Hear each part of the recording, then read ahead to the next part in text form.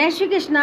रितु भक्ति चैनल में आपका स्वागत है। कृपया सब्सक्राइब करें और बेल आइकन दबाना ना भूलें। जय श्री कृष्णा दोस्तों, राधे राधे। आज मैं आपको 16वें अध्याय का पाठ करके सुनाती हूँ। श्री कृष्ण भगवान बोले, हे भारत, अभय, शुद्ध, सतुगुणी होना, ज्ञान, योग, निष्ठा, दान, इंद्रिय दमन, यज्ञ करना, तप, सरलता, अहिंसा, सत्य, क्रोध, त्याग, शांति, चुगली न करना, सब प्राणियों पर दया, तृष्णा से बचना, कोमल स्वभाव, लज्जा, चपलता का त्याग, तेज, क्षमा, धृति, पवित्रता, द्वेष रहित, अभिमान न करना, दैवी संपत्ति के सम्मुख जन्म धरने वालों को ये सब गुण प्राप्त होते हैं। हे पार्थ, दंभ, दर्प, अभिमान, क्रोध, कटु भाषण और अज्ञान ये सब आसुरी संपत्ति के सम्मुख जन्म लेने वालों को प्राप्त होते हैं। हे पांडवों, दैवी संपत्ति मोक्ष और आसुरी संपत्ति बंधन का कारण होती है। तुम शोक न करो, क्योंकि तुम उत्तम दैवी संपत्ति के भोग को जन्मे हो। हे पार्थ, इस लोक में देव और असुर ये दो प्रकार के प्राणी उत्पन्न किए गए हैं। देवी का विस्तार पूर्वक वर्णन कर चुके हैं, अब आसुरी को सुनो। धर्म में प्रवृत्ति और अधर्म में निर्वृत्ति असुर लोग नहीं जानते। उनमें न सोच, न आचार, न सत्य ही है। वे संसार को असत्य, निराधार और अनिश्वर कहते हैं। उनके मन में जगत की उत्पत्ति का कारण काम से प्रेरित स्त्री पुरुषों के संभोग के अतिरिक्त कुछ भी नहीं है। मलिन आत्मा, अल्पबुद्धि, दारुण कर्म करने वाले इस संसार को नष्ट करने के हेतु पैदा होते हैं और दूषित काम के आश्रित होकर वे दंभी, मानी और मद से युक्त पुरुष नीच कर्मों में प्रवृत्त होते हैं। वे मृत्यु पर्यंत चिंता से ग्रसित है।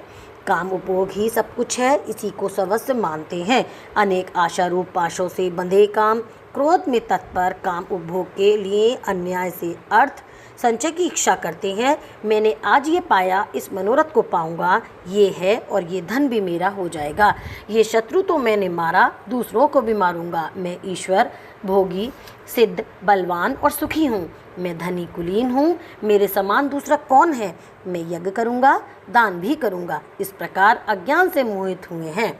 अनेक कल्पनाओं से मोह रूपी बंधन में फंसे हुए विषय भोग में आसक्त लोग रौरव नरक में गिरते हैं।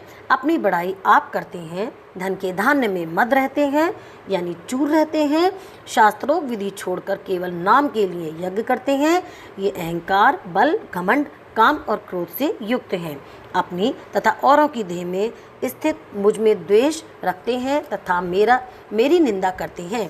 इन द्वेष करने वाले क्रूर और अधम पापियों को मैं संसार की आसुरी योनियों में डालता हूँ।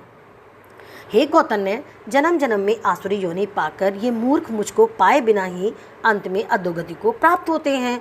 काम, क्रोध और लोभ ये तीन नरक के द्वार हैं जो आत्मा का नाश करते हैं। इस कारण तीनों को त्यागना चाहिए। हे कौतन्य, उन तीन नरक द्वारों से छूटा हुआ मनुष्य अपने कल्याण को सुकृत करता है, तब उत्तम गति पाता है। जो शास्त्रोक्त विधानों को छोड़कर स्वेच्छा अनुसार कर्म करता है, वे सिद्धि को नहीं पाता, सुख को नहीं पीता और परम गति को नहीं पाता। अतएव कार्य और अकार्य इनको जानने के लिए शास्त्र प्रमाण है। शास्त्रोक्त विधान जानकर उसी के अनुसार कर्म करना चाहिए।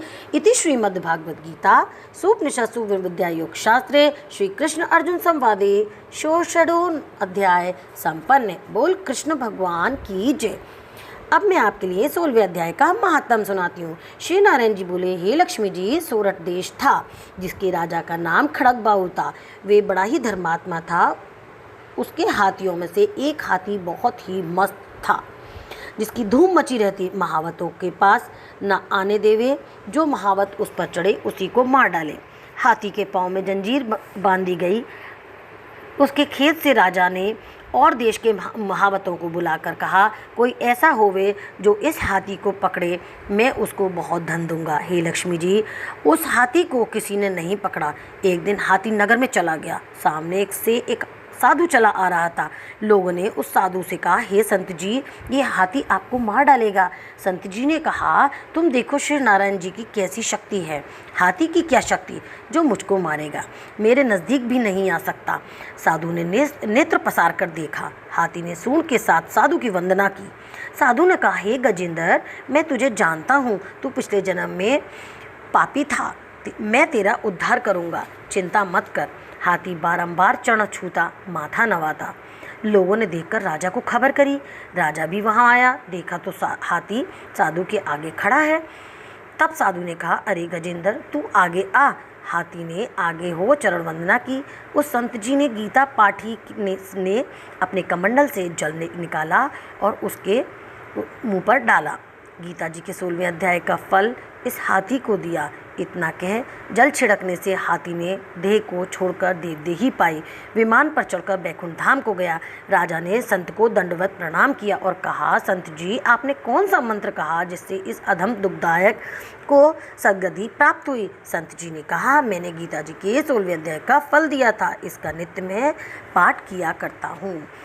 कृष्ण भगवान की जय। हे भगवान, इसका फल सभी सुनने वालों को प्राप्त हो। जय श्री कृष्ण। वीडियो देखने के लिए आपका बहुत बहुत धन्यवाद। यहाँ दिख रहे 2 वीडियो पर दबाकर आप और भी मेरे वीडियो देख सकते हैं। जय श्री कृष्णा। राधे राधे।